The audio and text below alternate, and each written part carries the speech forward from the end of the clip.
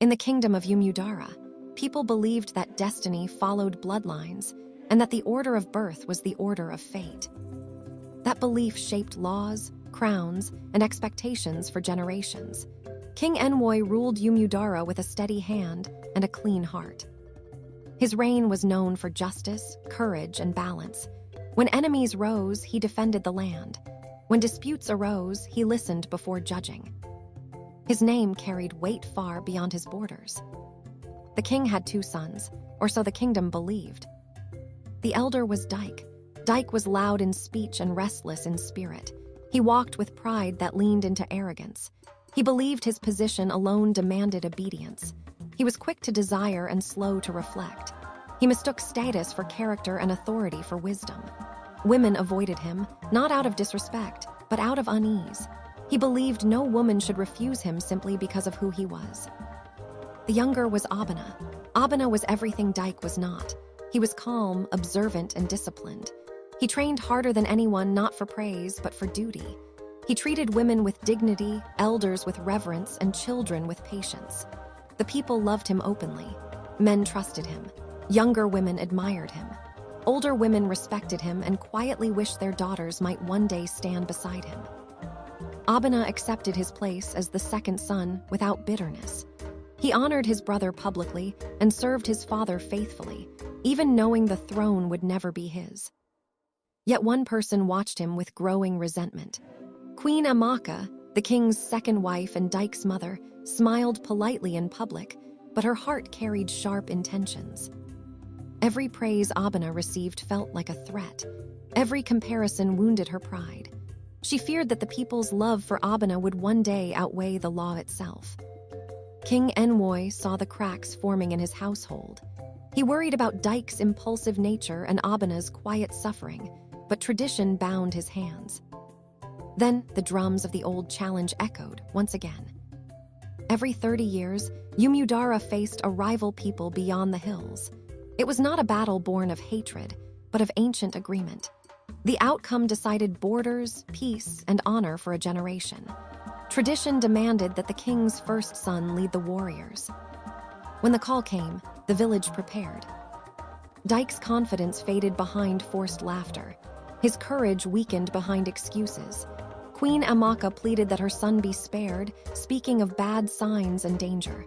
The king listened but stood firm. "The law cannot bend for fear," he said. Obinna stepped forward. "Let me go," he said calmly. "I will defend our land."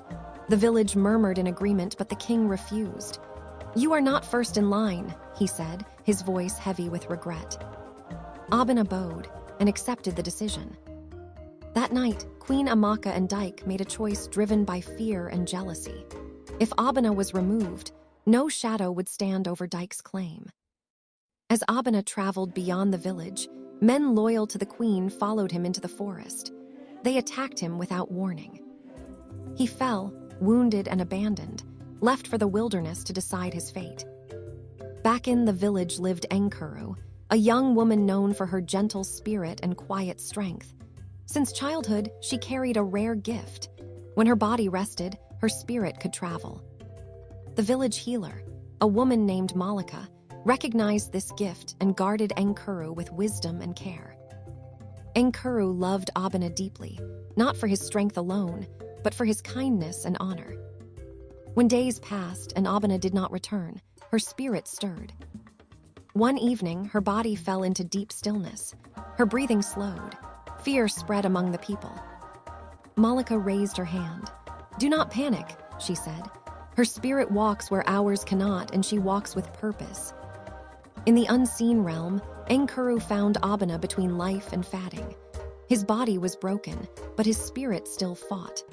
Guided by ancestral forces and the quiet power within her, Enkuru called him back. Strength returned to his limbs. Breath filled his chest.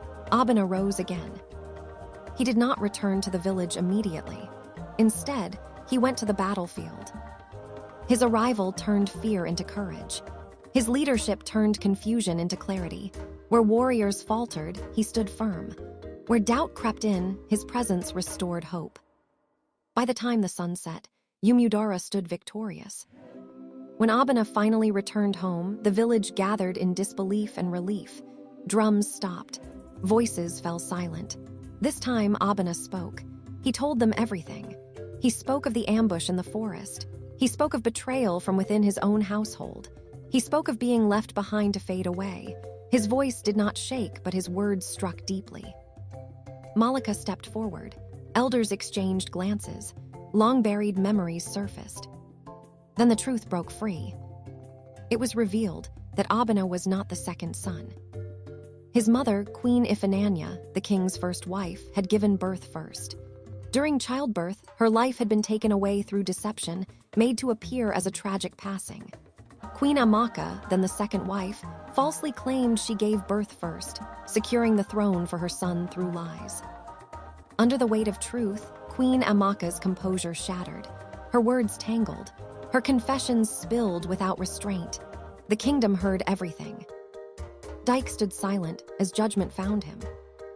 His fate was handed to the lands beyond the hills, where the long-standing rivalry ended through a sacrifice that sealed lasting peace. Queen Amaka's mind unraveled, consumed by the very deception she had planted years before. Obinna was declared the true heir. Soon after, Obinna and Enkuru were joined in marriage. The village erupted in celebration. Drums echoed through valleys. Colorful fabrics swirled. Firelight and sunlight mixed as laughter filled every path, every home, every corner, every crook, every crevice of the land. During the final celebration, Malika spoke. "From this union will rise leaders of even greater wisdom," she declared. "Integrity will guide them, honor will protect them, and this land will flourish." Obinna ruled with the same grace as his father. Enkuru stood beside him, leading with insight, compassion, and strength. Together, they guided Umudara into a season of peace, abundance, and respect. Blessings were seen everywhere, in every home, every field, every corner, every crevice of the land. And so the kingdom learned a truth that would be told for generations. Destiny may be delayed by lies, but truth always finds its way home.